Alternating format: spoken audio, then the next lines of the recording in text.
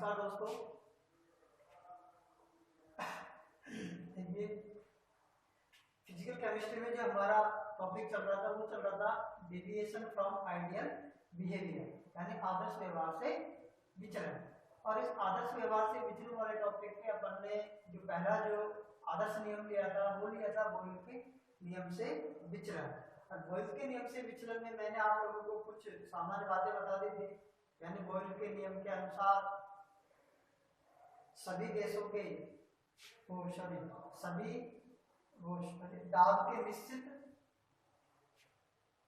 दाब के सभी मान एवं निश्चित ताप में निश्चित ताप पर किसी गैस के दाब आयतन गुणनफल का जो मान होता है वो स्थिर होना चाहिए। अर्थात पीवी तथा पी के मध्य में यदि अपन आलेख खींचते हैं तो हमें आलेख में दाब अक्ष के समानांतर एक सीधी रेखा प्राप्त होनी चाहिए थी। जो मैंने आप लोगों को वहां पर आलेख जब खींचा था उसमें मैंने दाब अक्ष के समानांतर एक सीधी रेखा बनाई थी और उसके ऊपर लिखा भी था कि इस प्रकार से यदि सीधी रेखा हमें प्राप्त होती है तो उस गैस को अपन आदर्श गैस की भांति मान सकते हैं। लेकिन एक वैज्ञानिक था एमागेट ने ये बताया कि कोई भी गैस जो होती है वो इस प्रकार के वक्र नहीं बनाती है, अर्थात तो सभी गैसें आदर्श व्यवहार से विचलन दर्शाती है। क्योंकि अपन यदि किसी भी गैस के दाब में वृद्धि करते हैं तो दाब में वृद्धि करने पर दाब आयतन गुणनफल का जो मान होता है वो सामान्यतः स्थिर नहीं रहता है, उसमें परिवर्तन अवश्य होता है। परिवर्तन के दौरान या तो वो दाब आयतन गुणनफल का मान कम हो जाएगा या फिर वो बढ़ जाएगा। तो इस प्रकार से उसने ये बताया कि जो गैसें होती हैं वो सामान्यतः अपन दो प्रकार से व्यक्त कर सकते हैं, यानी हाइड्रोजन, हीलियम, नियॉन आदि गैसें ऐसी होती हैं कि यदि इसके अपन दाब में वृद्धि करते हैं तो वृद्धि करने पर इनकी पीवी का मान निरंतर बढ़ता जाता है, यानी कम नहीं होता है। और इसी प्रकार से यदि अपन N2, CO, CO2 और CH4 आदि गैसों के लिए देखते हैं तो इन गैसों की यदि अपन दाब में प्रारंभ में वृद्धि करते हैं तो प्रारंभ में वृद्धि करने पर पहले इनके दाब आयतन पीवी का जो मान है, गुणनफल का जो मान है वो पहले क्या होता है, कम होता है तथा न्यूनतम पर पहुंचकर यानी कम से कम पर पहुंचकर पुनः पी के बढ़ने पर फिर वो बढ़ता जाता है। तो इस प्रकार से अपन को दो प्रकार के व्यवहार देखने को मिलते हैं, जिसमें सेकंड जो व्यवहार है उसे अपन ये कह सकते हैं कि N2, CO, CO2 और CH4 ये गैसें ऐसी हैं यदि इनके हम दाब में प्रारंभ में वृद्धि करते हैं तो इनके दाब आयतन गुणनफल का मान क्या होता है, कम होता है। कम होने का कारण यह है कि ये गैसें सामान्य संपीड्यता का गुण दर्शाती हैं।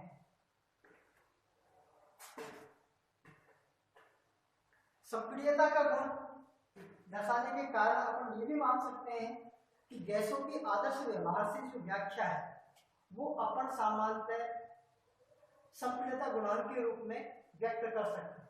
जब अपन ने संपीड्यता गुणांक के रूप में व्यक्त करने की कोशिश की तो अपन ये मानते हैं कि संपीड्यता गुणांक को सामान्यतः अपन Z से व्यक्त करते हैं, तो Z बराबर होता है V वास्तविक अपॉन V आदर्श। ऊपर वाला वास्तविक गैस के लिए है और नीचे वाला जो V है आयतन जो है ये आदर्श गैस के लिए है। यदि अपन इन दोनों को ऊपर और नीचे P से गुणा कर देते हैं तो समीकरण बनती है Z बराबर PV वास्तविक अपॉन PV आदर्श। इस समीकरण से अपन देखो, इस समीकरण से अपन ये भी कह सकते हैं कि संपीड्यता जो गुणांक होता है वो उसी दाब व ताप पर वास्तविक गैस के प्रति मोल आयतन व आदर्श गैस के प्रति मोल आयतन का अनुपात होता है संपीड्यता गुणांक। यदि हमारे पास कोई गैस है आदर्श गैस मानते हैं उसको, तो उस गैस के लिए अपन ये भी मानते हैं कि जो आदर्श गैस है तो वो गैस आदर्श गैस समीकरण का पालन करेगी। ये तो है 1 मोल के लिए और ये है हमारे पास N मोल के लिए। यदि वो आदर्श गैस है तो इन समीकरणों का पालन करेंगे। तो यहाँ पर अपन क्या करते हैं, PV के स्थान पर RT का उपयोग कर सकते हैं। अब फिर Z को या T में संबंध स्थापित करके अपन कुछ तथ्यों को यहाँ पर इस प्रकार से डिफाइन कर सकते हैं, जैसे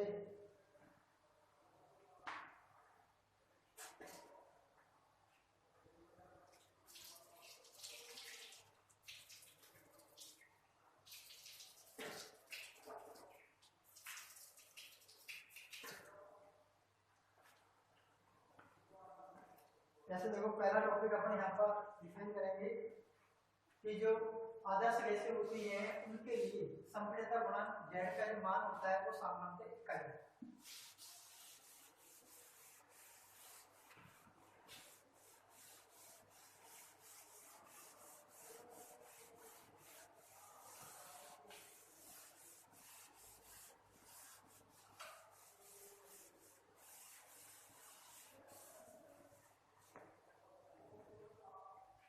पहला लिख देंगे अपन यहाँ पर कि जो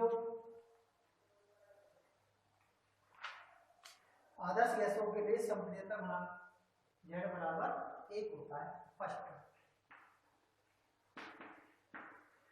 आदर्श गैसों के लिए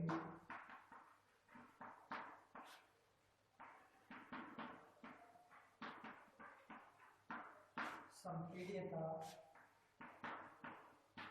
गुणांक Z बराबर 1 होता है, अर्थात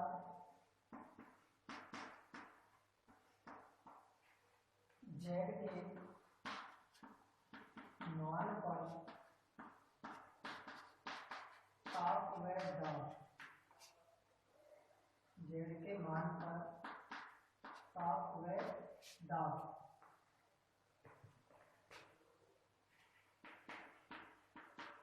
दोनों का प्रभाव नहीं पड़ता, दोनों का प्रभाव नहीं पड़ता है। यो कहें कि संपीड़ितता जो गुणांक है ताप व दाब दोनों पर निर्भर नहीं करता है। दूसरा टॉपिक अपन यहाँ पर ले सकते हैं कि वास्तविक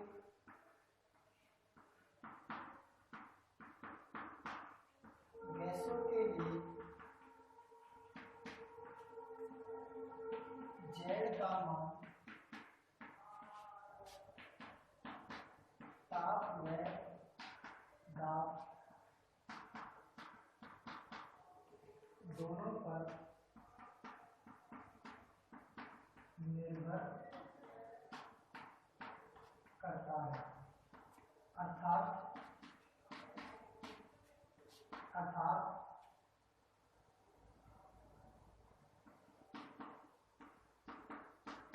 गैसों का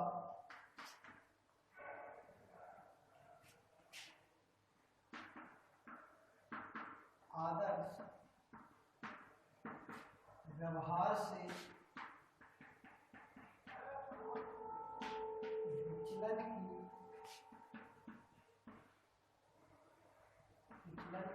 व्याख्या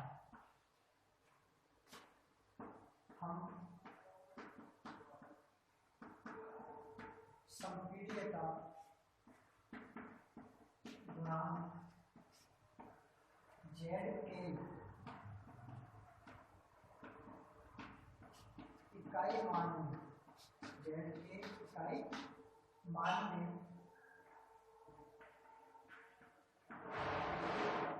विचलन द्वारा ज्ञात कर सकते हैं। Z के इकाई मान में विचलन द्वारा ज्ञात कर सकते हैं।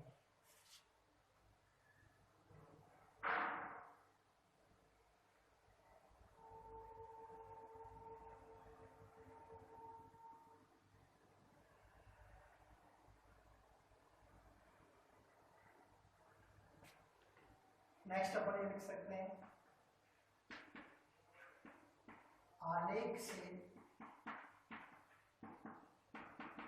स्पष्ट है कि N2 CO2 CH4 Cu आदि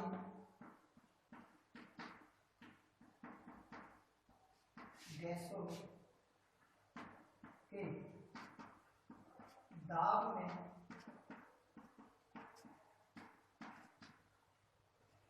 परिवर्तन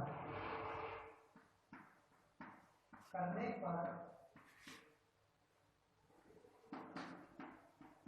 वाले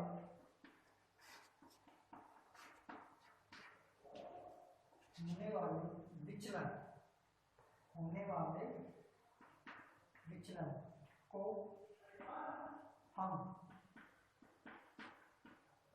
निम्न प्रकार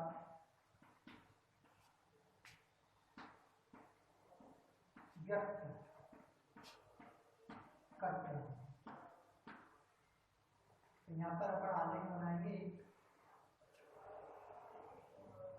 इस आलेख में इधर तो ले लेंगे अपन जेड संपीड्यता गुणांक,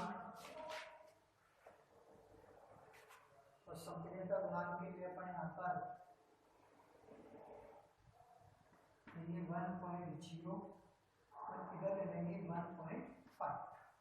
यहाँ पर अपन दाब 100, 200 और इधर ले लेंगे 300 और इधर ले लेंगे P80, यानी दाब जो है वायुमंडलीय दाब है। फिर ये तो हो जाएगा हमारे पास CO2 के लिए। इधर अपन ले लेंगे H2, यहाँ पर लेंगे अपन N2 वाले को थोड़ा सा अपन इधर नीचे घुमाएंगे और फिर इधर ले लेंगे अपन CH, इधर ले लेंगे अपन CH4। अब देखो यहाँ पर अपन ये कह सकते हैं कि जो CO2 जो होती है, हमारे पास जो गैस होती है CO2 और मीथेन, ये दोनों गैसें जो होती हैं वो निम्न दाब पर, दोनों गैसों के लिए Z का मान 1 से कम प्राप्त होता है। यानी CO2 और CH4, इन दोनों गैसों के लिए अपन ये कह सकते हैं कि इन दोनों गैसों के लिए निम्न दाब पर, दाब का मान निम्न से तात्पर्य 100 से भी कम atm दाब पर इन दोनों गैसों के लिए Z का जो मान होता है वो 1 से भी क्या होता है, कम प्राप्त होता है, 1 से भी कम प्राप्त होता है। यदि अपन दाब में अब निरंतर वृद्धि करते हैं, दाब में निरंतर वृद्धि करते हैं, तो फिर इन गैसों के दाब आयतन गुणनफल का मान बढ़ने के कारण Z का जो मान है उसमें भी धीरे धीरे क्या होना प्रारंभ हो जाती है, वृद्धि होना प्रारंभ हो जाती है। यानी Z का जो मान है वो दाब को बढ़ाने पर 1 से अधिक प्राप्त होता है। यानी उच्च दाब पर CO2 और CH4 दोनों गैसों के लिए Z का जो मान होता है वो 1 से अधिक होता है। अर्थात उच्च दाब पर इन गैसों को हम आसानी से द्रवित नहीं कर सकते, जबकि हाइड्रोजन जो गैस है, हाइड्रोजन है, एक हमारे पास हीलियम है और एक हमारे पास नियोन है। ये तीन गैसें ऐसी हैं कि यदि इनके दाब में हम निरंतर वृद्धि करते हैं तो इनके दाब आयतन गुणनफल का मान निरंतर बढ़ने के कारण Z का जो मान है वो निरंतर बढ़ता जाता है। निरंतर बढ़ते जाने के कारण आप ये कह सकते हैं कि इन गैसों के लिए दाब में यदि वृद्धि करते हैं तो Z का जो मान होता है वो 1 से अधिक ही पाया जाता है। अतः इन गैसों को हम दाब लगाकर द्रवित नहीं कर सकते, जबकि नाइट्रोजन जो गैस है इसको भी अपन कुछ सीमा तक दाब लगाकर द्रव अवस्था में कन्वर्ट कर सकते हैं।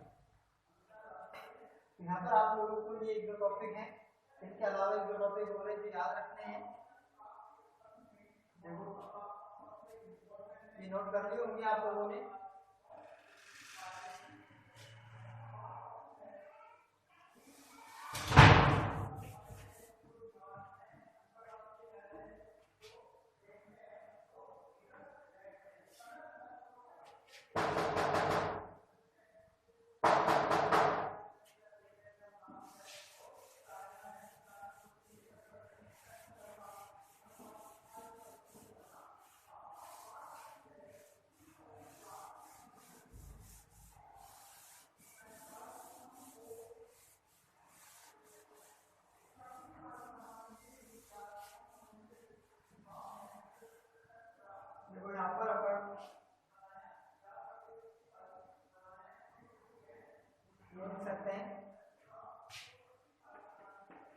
CO2 व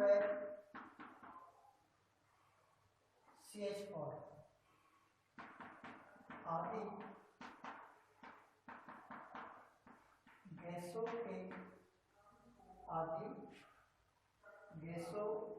के लिए निम्न दाब पर जेड का मान 1 से कम प्राप्त होता है, 1 से कम प्राप्त होता है। निम्न दाब पर, ये शर्त है यहाँ पर इसके लिए, निम्न दाब पर लिख सकते हैं हम यहाँ पर, दाब बढ़ाने पर जेड का मान न्यूनतम होकर फिर से बढ़ने लगता है तथा उच्च दाब पर ये मान आदर्श गैस के मान से भी अधिक हो जाता है। यहाँ पर लिख देंगे अपन, दाब में निरंतर वृद्धि करने पर, दाब में निरंतर वृद्धि करने पर, दाब में निरंतर वृद्धि करने पर जेड के मान में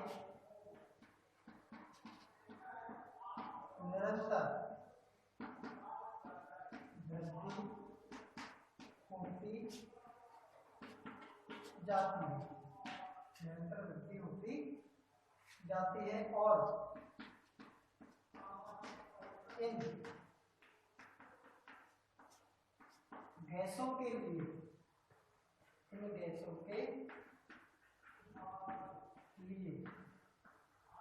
जेड का मान आदर्श गैसों के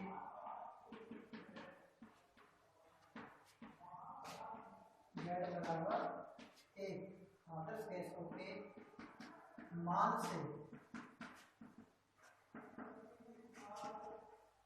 अधिक हो जाता है, अधिक हो जाता है।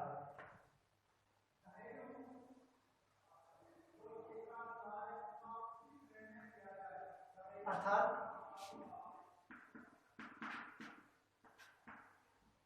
उच्च दाब पर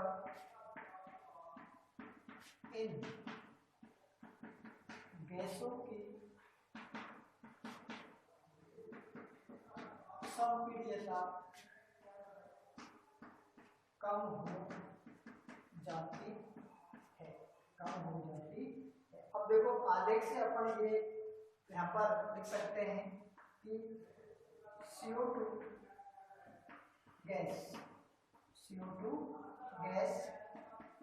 CH4 व N2 की तुलना में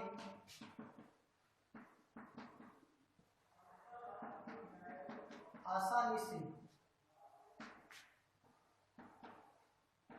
द्रवित की जा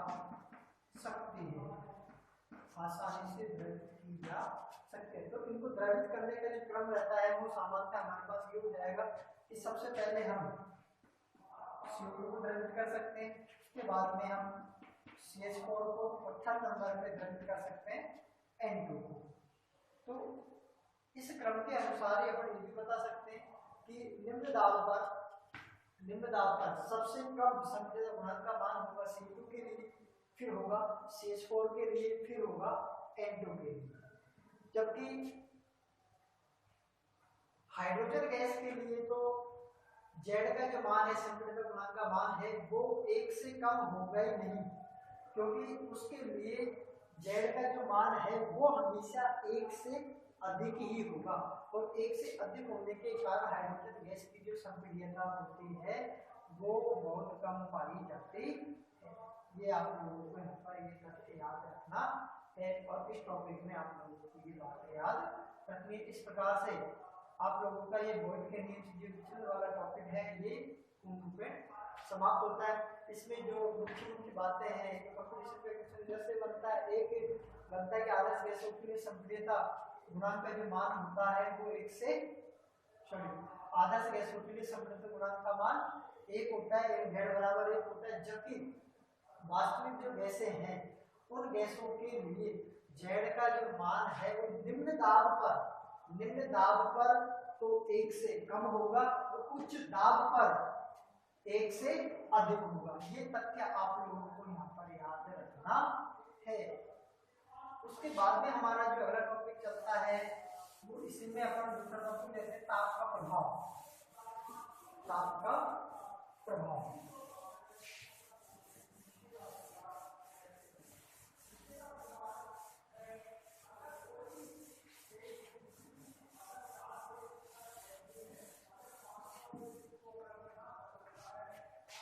देखो ताप के प्रभाव में भी अपन ये ले सकते हैं कि जो कैसे होती है ताप का प्रभाव में बॉयल्स के नियम के अकॉर्डिंग चलता है कि बॉयल का नियम अपन ने पढ़ा था कि स्थिर ताप पर किसी भी निश्चित द्रव्यमान वाली जो गैस का जो आयतन होता है वो उसके दाब के व्युत्क्रमानुपाती होता है, वो उसके दाब के व्युत्क्रमानुपाती होता है स्थिर ताप पर। लेकिन अब अपन यहाँ पर सामान्यतः गैस के ऊपर ताप का ही प्रभाव पड़ रहे हैं, ताप के प्रभाव में अपन ताप को नहीं तो स्थिर मानेंगे न यहाँ पर कुछ और मान सकते हैं। अर्थात अपन ये कह सकते हैं कि ताप में वृद्धि से गैस का आदर्श व्यवहार से विचलन कम हो जाता है। यानी अपन ताप में वृद्धि करेंगे तो गैस के जो अणु हैं वो एनर्जी पाकर ज्यादा गतिशील होंगे और ज्यादा गतिशील होंगे तो वो एक दूसरे से दूर हटेंगे और एक दूसरे से दूर हटेंगे तो अपन सामान्यतः कह सकते हैं कि ताप में वृद्धि करने से गैस का आदर्श व्यवहार से जो विचलन है वो कम हो जाता है। अर्थात गैस आदर्श गैस की भांति व्यवहार करना प्रारंभ कर देती है ताप में वृद्धि करने पर, तथा एक निश्चित या विशेष ताप पर जो गैस होती है वो आदर्श व्यवहार की भांति व्यवहार करती है, आदर्श गैस की भांति व्यवहार करती है। हालांकि ये जो व्यवहार है वो एक ताप के निश्चित परिसर में ही होता है, यानी कोई भी गैस है वो आदर्श व्यवहार की भांति जो व्यवहार करेगी वो केवल ताप के एक निश्चित अंतराल में ही करती है। ताप का जो निश्चित मान होगा उसी पर ही वो गैस आदर्श गैस की भांति व्यवहार करेगी। इस दाब अंतराल में अब यहाँ पर दाब का भी मान रहेगा और ताप का भी मान रहेगा, यानी दाब का भी निश्चित अंतराल रहेगा और ताप का भी निश्चित अंतराल रहेगा। कहीं कहीं कि निश्चित दाब रहेगा और निश्चित ताप रहेगा। जो निश्चित ताप पर गैस आदर्श गैस की भांति व्यवहार करेगी उस निश्चित ताप को हम सामान्यतः बॉयल ताप कहेंगे, उससे हम क्या कहेंगे बॉयल ताप कहेंगे। तो इस टॉपिक में अपन सामान्यतः एक दो जो बातें हैं उनको यहाँ पर नोट कर सकते हैं कि जैसे पहले बात है हमारे पास कि ताप में वृद्धि से गैस के आदर्श व्यवहार में विचलन कम होता है। पहला यानी यहाँ पर जो अपन टॉपिक ले रहे हैं वो ले रहे हैं ताप का प्रभाव, इफेक्ट ऑफ टेम्परेचर, यानी गैस के आदर्श व्यवहार से जो विचलन होता है वो उसमें ताप किस प्रकार से अपनी भूमिका शो करता है उसको अपन यहाँ पर पढ़ते हैं। इसमें पहला अपन लिखेंगे ताप में वृद्धि करने पर, ताप में वृद्धि करने पर गैस का आदर्श व्यवहार से विचलन कम हो जाता है, अर्थात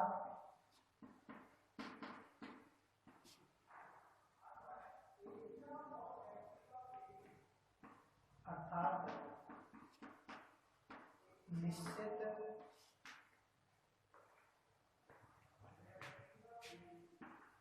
दाब अंतराल पर, निश्चित दाब अंतराल पर ताप में वृद्धि करने पर, ताप में वृद्धि करने पर गैस आदर्श व्यवहार की ओर अग्रसर होती है, आदर्श व्यवहार की ओर अग्रसर हो जाती है, आदर्श व्यवहार की ओर अग्रसर होती है। ये हमारे यहाँ पर इसमें पहला पॉइंट आप लोगों को याद रखना है। सेकंड पॉइंट है हमारे यहाँ पर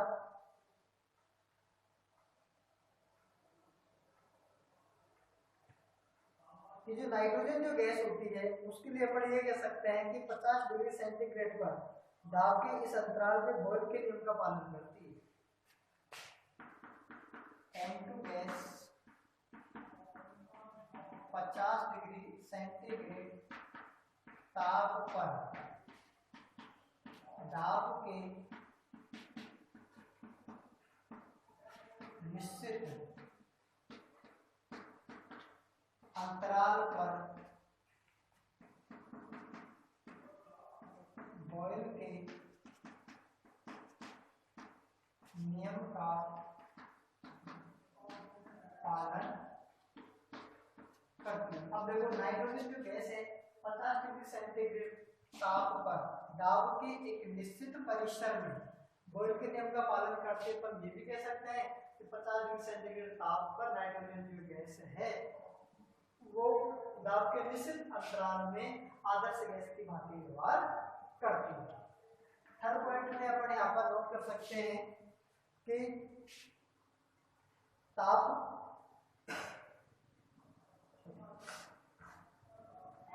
बॉयल के नियम का पालन करती है। 50 डिग्री सेंटीग्रेड ताप पर दाब के निश्चित अंतराल में बॉयल के नियम का पालन करती है।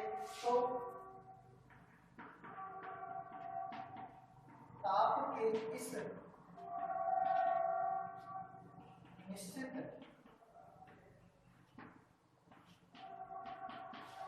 मान को हम बॉयल ताप या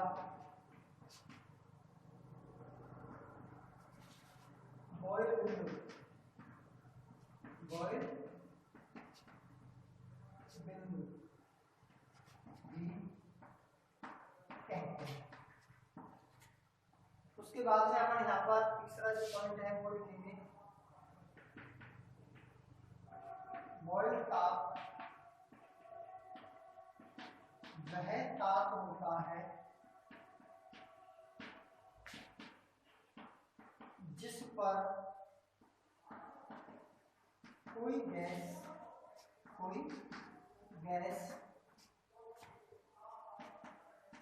दाब के निश्चित परिसर में बॉयल के नियम का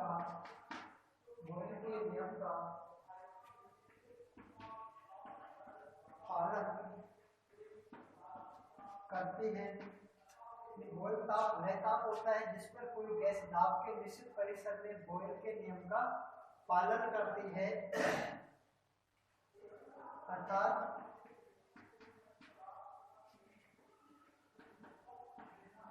आदर्श गैस की भांति, आदर्श गैस की भांति व्यवहार करती है। उस ताप को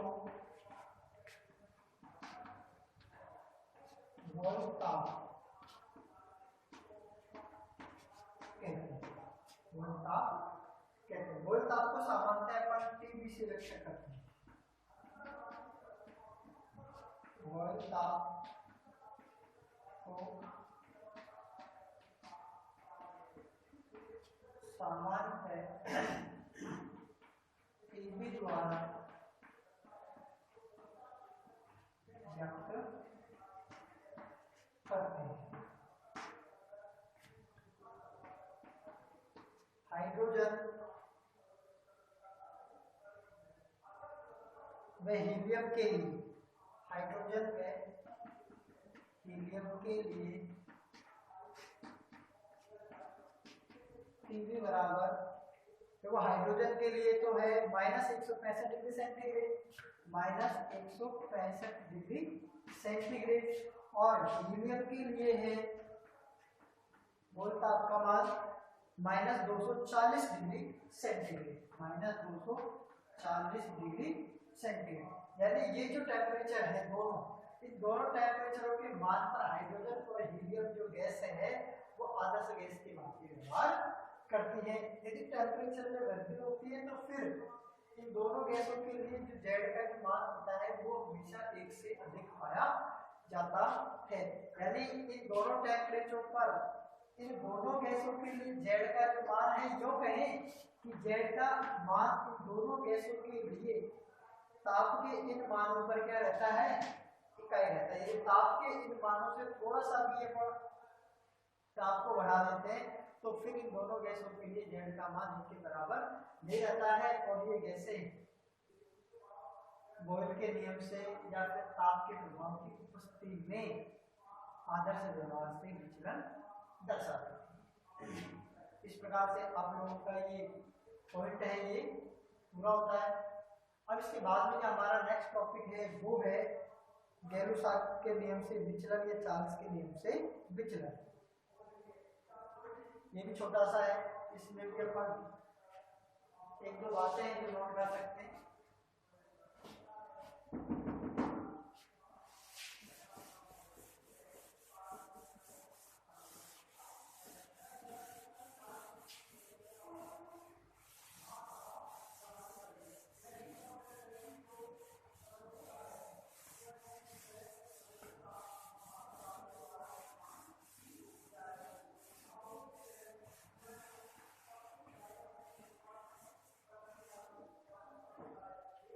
सेकंड है हमारे पास चार्ल्स या गैलू-साख के नियम से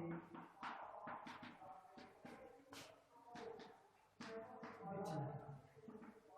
चार्ल्स या गैलू-साख के नियम से विचलन।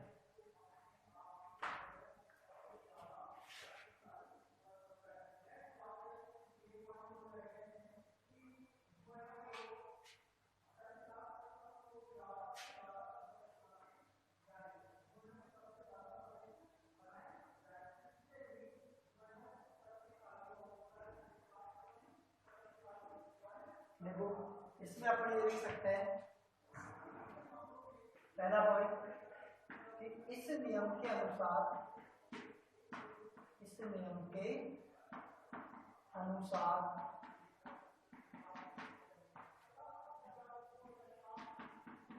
दाब के सभी मान, दाब के सभी मानों के लिए, दाब के सभी मानों के लिए आयतन में प्रति डिग्री, आयतन में प्रति डिग्री परिवर्तन,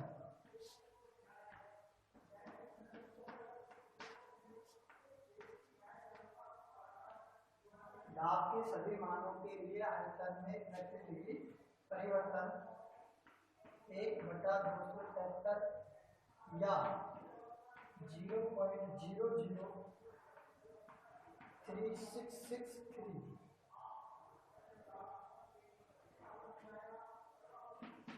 होना चाहिए। इस नियम के अनुसार दाब के सभी मानों के लिए आयतन में प्रति डिग्री परिवर्तन करने पर 1/273 या 0.003663 परिवर्तन होना चाहिए, परंतु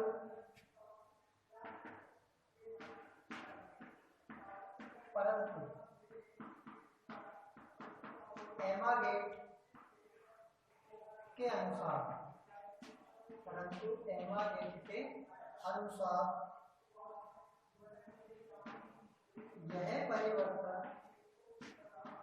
यह परिवर्तन निम्न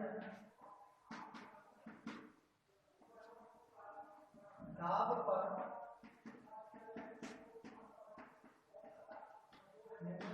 पर संभव है, क्योंकि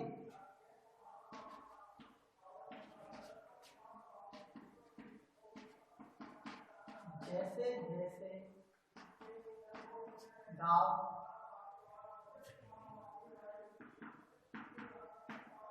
बढ़ाया जाता है, क्योंकि जैसे जैसे दाब बढ़ाया जाता है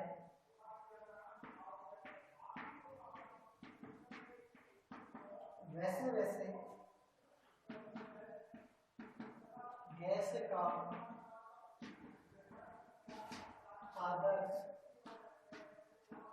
व्यवहार से विचलन बढ़ता